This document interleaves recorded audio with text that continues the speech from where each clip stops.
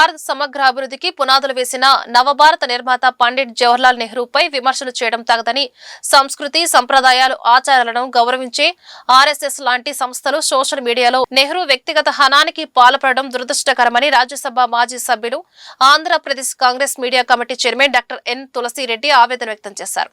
గుంటూరులోని జనచైతన్య వేదిక హాల్లో జనచైతన్య వేదిక ఆంధ్రప్రదేశ్ కమిటీ ఆధ్వర్యంలో దేశ ప్రగతిలో నెహ్రూజీ పాత్ర అనే అంశంపై జరిగిన చర్చాగోష్ఠి నిర్వహించడం జరిగింది. ఈ కార్యక్రమంలో డాక్టర్ ఎన్ తులసిరెడ్డి, మాజీ మంత్రి డొక్కా మాణిక్యవర ప్రసాద్, శాసనమండలి మాజీ సభ్యులు కెఎస్ లక్ష్మణరావు, ఆచార్య నాగార్జున విశ్వవిద్యాలయ పూర్వ రిజిస్టర్ ప్రొఫెసర్ ఎన్ రంగయ్య, విశ్వవిద్యాలయ రాజనీతి శాస్త్ర పూర్వ ఆచార్యులు ప్రొఫెసర్ కొండవీటి చిన్నయ్య సూరి పాల్గొన్నారు. సన్నన్నము 3 పూటల సుమి అనే విధంగా ఈరోజు తయారయ్యాం కాబట్టి అది ఒక అంశం, పారామీటర్. ఇక గూడు, అప్పట్లో ఏ ఊరికి పోయినా గుడిసెలు కానీ చాలామందికి అసలు ఇండ్లే ఉండేటి కాదు. ఆ ఉన్న వాళ్ళకు కూడా పూరి గుడిసెలు కానీ, కొట్టాలు కానీ, లేదా సబిటి మిద్దెలు కానీ, వర్షాకాలం వస్తే పైకి పోయి గుమ్మలు తొక్కొని జారిపడి అనేక మంది వికలాంగులైన కాళ్ళు కొట్టుకునే సందర్భాలు ఉన్నాయి. కాబట్టి అటువంటి పరిస్థితి నుండి ఈరోజు ఆకాశ హర్మాలు నిర్మిస్తున్నాం. బాత్రూములు, కిచెన్లు కూడా వచ్చేసి పాలిస్టర్ రాళ్ళతో, గ్రానైట్తో వేస్తున్నాం. కాబట్టి ఆ విధంగా గూడు. ఇక గుడ్డ, ఆ రోజుల్లో స్కూళ్ళకు పోయే పిల్లలకు సైన్స్ అక్క కాకినిక్కర్ ఒక వారం వేసుకున్నా కానీ అది మాసిపోతుందని చెప్పేసి పెద్దోళ్ళు వచ్చేసి కాకినిక్కరు, సైన్స్ అక్క ఇవి అన్నమాట. ఇంకా చాలామంది ఊర్లో ఉంటే బనీనే వేసుకునేవాళ్ళు, షర్టు కూడా వేసుకునేవాళ్ళు కాదు. షర్టు ఎక్కడన్నా పెట్టి ఏమన్నా పక్కన ఊర్లో ఇంటికి వేరే ఇంటికి పోయేటప్పుడు చక్కా వేసుకునేవాళ్ళు. కాబట్టి ఈరోజు పరిస్థితి వేరుగా ఉంది. ఇక విద్య గురించి చెప్పారు. ఆ రోజు 18% అక్షరాస్యత. ఒక నియోజకవర్గానికి ఒక స్కూల్లో, 2 స్కూల్లో, ఒక జిల్లాకు ఒక కాలేజీ. ఎక్కడన్నా ఒక బిఏ చదివినతను ఉంటే బిఏ కొండారెడ్డి, ఆయన పేరు కొండారెడ్డి కానీ బిఏ కొండారెడ్డి అనేవాళ్ళు. అంటే ఆ ప్రాంతానికంతా ఆయన ఒకడే. అలాంటిది ఈరోజు ఇంటికి ఒక బిఏ కాదు, బిఈ ఉన్నారు. ఇక వైద్యానికి సంబంధించి ఆడదానికి బాలింత రోగం, బాలింత జాడ్యం, మగోనికి బావిగండం అనేవాళ్ళు. మగానికి బావిగండం అప్పుడు కపిలదొల్లి రోజు, ఆడదానికి బాలింత గండం, పునర్జన్మ అన్నమాట. బిడ్డ పుట్టి మళ్ళా బతికిందంటే పునర్జన్మ ఆ రోజుల్లో.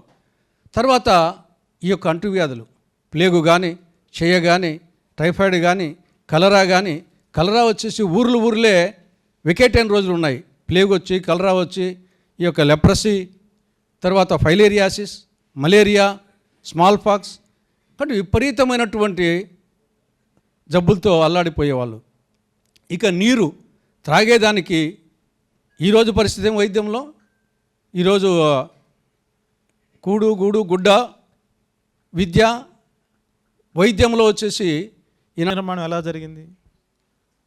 ఇప్పుడు అన్నట్టు ప్రజాస్వామ్యం, ఓటు హక్కు ఇవ్వటం అంటే అది ఎంత గొప్ప హక్కు. అది ఈరోజు దళితులకి నేను అనుకుంటేవాడిని. నేను చిన్నప్పుడు కాసు బ్రహ్మానందరెడ్డి గారు మా పల్లెకి వచ్చేవాడు, మాదిపల్లికి వచ్చేవాడు. ఇలా ఎలక్షన్ టైంలో వచ్చేవాడు. 5 ఏళ్ళకి ఒకసారి ఎలక్షన్ టైంలోనే వస్తాడు ఆయన. ఆ ఊరంతా కార్లు తిరిగి మా పల్లెకి కూడా వస్తాడు. మా పల్లెకి రావటం అంటే మేము తప్పితే వేరే వాళ్ళు ఉండలేరు అక్కడ. అంత ఇన్హైజినిక్గా ఉంటుంది అక్కడ. కానీ ఆయన నవ్వుకుంటా, దండం పెట్టుకుంటా, అందరిని పిల్లలు బాగున్నా, ఇంకా బాగున్నా, వేసుకోకు అనుకుంటా, అట్లా అనుకుంటా వెళ్తూ ఉంటాడు ఆయన.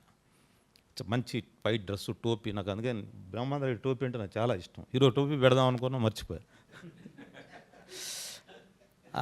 చాలా దగ్గరకు చూసా బ్రహ్మాందరెడ్డి గారిని.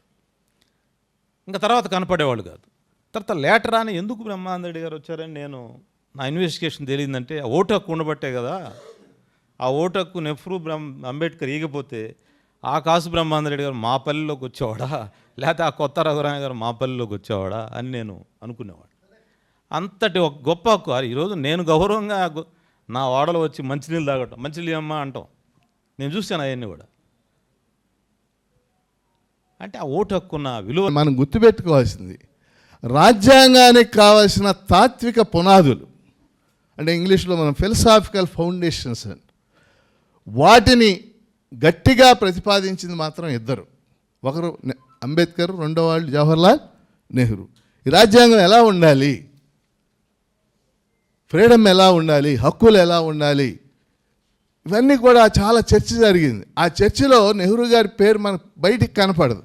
కానీ దానికి కావాల్సిన తాత్వికత ప్రతిపాదించడంలో నెహ్రూ గారు ఒక కీలకమైనటువంటి పాత్ర పోషించారు. గ్రాన్విల్లే ఆస్టిన్ అని చెప్పేసి ఆయన corner stone of Indian constitution అనే బుక్ రాశారు. ఆ బుక్లో రాజ్యాంగ పరిషత్ ఎలా పనిచేసింది, దాని ఫిలసాఫికల్ ఫౌండేషన్స్ ఎలా వచ్చిందని రాశాడు. అనేక చోట్ల ఆయన నెహ్రూని కోట్ చేస్తాడు. ఈరోజు భారత రాజ్యాంగం 75 ఏళ్ల తర్వాత అది రిలవెంట్గా కొనసాగుతుంది, ఈ దేశం కొంత సమైక్యంగా కొనసాగుతుందంటే రాజ్యాంగమే కారణం. ఇప్పుడు మన చుట్టూ ఉన్న దేశాలు చూస్తున్నాం, శ్రీలంక, బంగ్లాదేశ్, నేపాల్, పాకిస్తాన్, ఇంకా అనేక దేశాలు, సౌత్ ఏషియా అంటాం మన ప్రాంతాన్ని, అనేక సమస్యలు ఎదుర్కోవడం చూస్తున్నాం.